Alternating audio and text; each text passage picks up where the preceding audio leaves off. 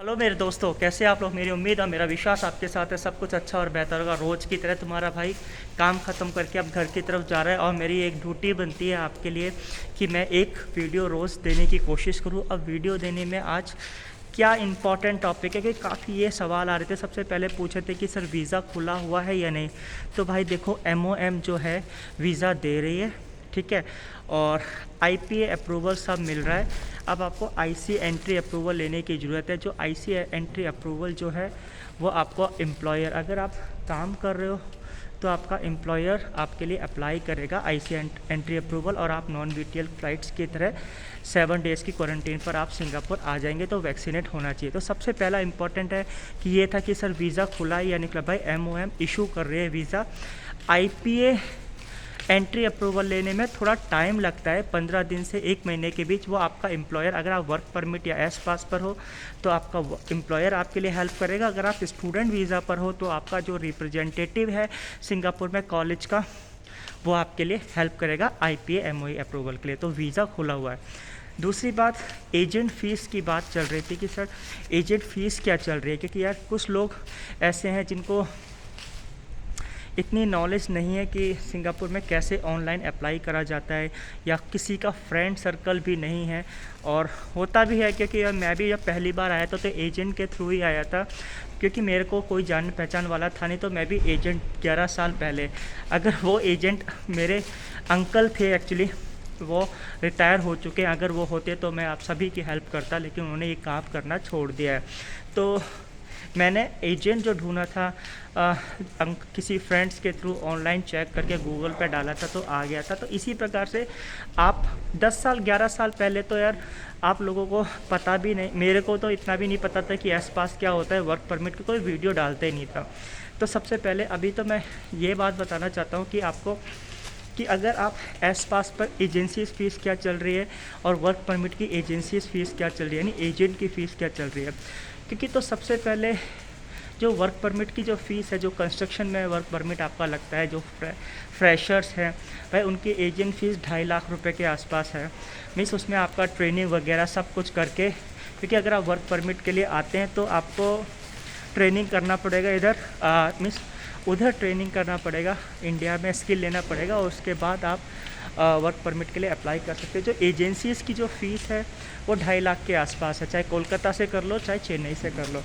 तो 2 लाख भी है और 2.5 लाख, मोस्ट प्रोबेबली 2.5 लाख हो जाती है। अगर कोई बिल्कुल नया बंदा है, किसी को कुछ पता नहीं है, तो 2.5 लाख चार्ज करते हैं। अच्छा, अब बात करते हैं एस पास की।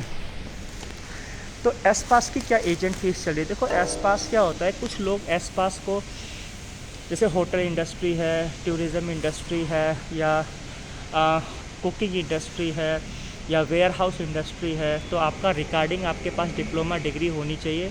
और जो एजेंट फ़ीस अभी चल रही है तो मैं बता देता हूँ, अभी 4 लाख रुपए लिए जा रहे हैं एस पास के लिए। तो 4 लाख रुपए का मतलब क्या है कि जैसे अगर आपकी जो सैलरी बनेगी वो 2000 के आसपास बनेगी, यानी अभी 56 का रेट चल रहा है, तो 1 लाख के आसपास आपकी सैलरी बनेगी। कटा के आपका एकोमोडेशन या टैक्स वगैरह कुछ कट के, या लेवी वगैरह भी शायद कुछ कंपनी आपके लिए काटती है, तो आपको 1500 इन हैंड मिलेगी। फ्रेशर्स में बता रहा हूँ जो होटल इंडस्ट्री वगैरह में काम करते हैं, तो एकोमोडेशन वगैरह काट कूट के 1500 मिलेगी, तो 80,000 के आसपास मिलेगी। तो एजेंट फ़ीस 4 लाख अभी चल रही है। सबसे ज़्यादा यही सवाल पूछ रहे थे कि यार एजेंट फ़ीस कितनी। तो अगर एजेंट फ़ीस 4 लाख है तो 6 से 7 महीने में आप कवर कर सकते हो, और 2 साल का आपका वीज़ा होता है। ये फ्रेशर्स के लिए है, और जो जिनके पास एक्सपीरियंस है, जो पहले भी आ चुके हैं सिंगापुर, जो किसी कारणवश वापस चले गए, उनकी एजेंट फ़ीस इतनी ज़्यादा नहीं होती। शायद उनके कॉन्टैक्ट्स होंगे, अगर पुराना बॉस भी अप्लाई कर सकता है तो कोई, जैसे आप किसी कंपनी में काम कर रहे हो, आप चले गए, अगर आपका एम्प्लॉयर आपको दोबारा बुलाना चाहता है तो कोई एजेंट की फ़ीस नहीं होती है, वो एम्प्लॉयर आपके लिए करता है।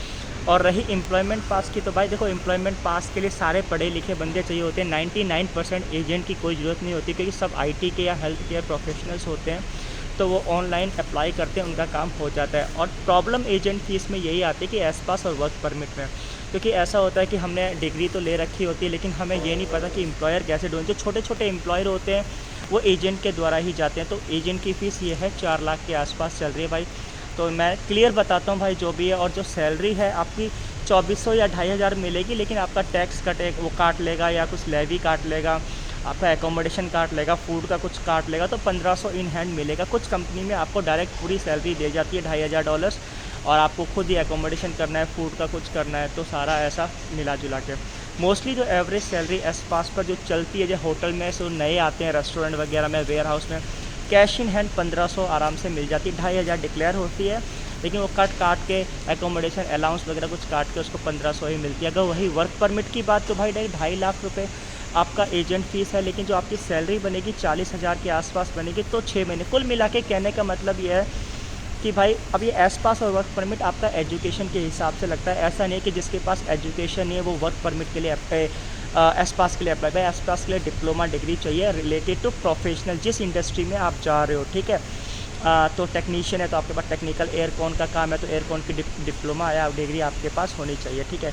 वर्क परमिट में तो कहने का मतलब है कि आपकी जो कवरेज होती है ना एजेंट फीस की, 6 या 7 महीने आपको देने पड़ते हैं, जितने भी पैसे लगते हैं। अगर वर्क परमिट की बात करूँ तो 2.5 लाख रुपये, तो मेरे हिसाब से 40,000 रुपये आपकी सैलरी बनेगी, तो 6 महीने में आप कवर हो गया कि एजेंट। अगर ऐसे ही एस पास है तो भी आपकी 80,000 बनेगी, 6 महीने में पूरे हो जाएंगे। तो कुल मिला के 6 महीने आपको फ्री काम करना पड़ सकता है अगर आप एजेंट के थ्रू आते हैं। सबसे बड़ी बात है कि भाई एजेंट कैसे ढूंढेंगे यार। एजेंट तो भाई आपको ढूंढना पड़ेगा चाहे फेसबुक ग्रुप पे, लेकिन सबसे इंपॉर्टेंट बात है आपको वीज़ा चेक करना आना चाहिए कि जो IPO होता है, ठीक है। तो बस आज के लिए इतना ही, और आई होप सबको वीडियो अच्छी लगेगी। वीडियो अच्छी लगी तो लाइक शेयर सब्सक्राइब। और हाँ भाई, जिसने UK जाना है, जापान जाना है, तो बता देना, मैं और वीडियो बना दूंगा, क्योंकि मेरे दोस्त उधर हैं। तो क्योंकि देखो ऐसा होता है, इन्फॉर्मेशन बहुत ज़रूरी है आज की डेट में विदेश जाने के लिए। पहले 11 साल पहले कोई नहीं था। मैंने यूट्यूब पहले 11 साल पहले जब एक बार डाला था सिंगापुर जॉब्स, किसी ने नहीं बताया था मुझे। गूगल्स में बस मैंने अब्रॉड जॉब डाला था, सिंगापुर में एक एजेंट मिला था, तो उसने मेरी हेल्प करी थी। लेकिन पैसे उस समय में मेरे को लगे थे 2,50,000, जब $1 30 का हुआ करता था, और अब $1 56 का है, तो यार 4 लाख रीज़नेबल है। तो आई होप सो आपको वीडियो अच्छी लगेगी। वीडियो अच्छी लगे तो लाइक एंड सब्सक्राइब। इसी प्रकार से अपने भाई को प्यार बना रखो। Thank you for watching this video.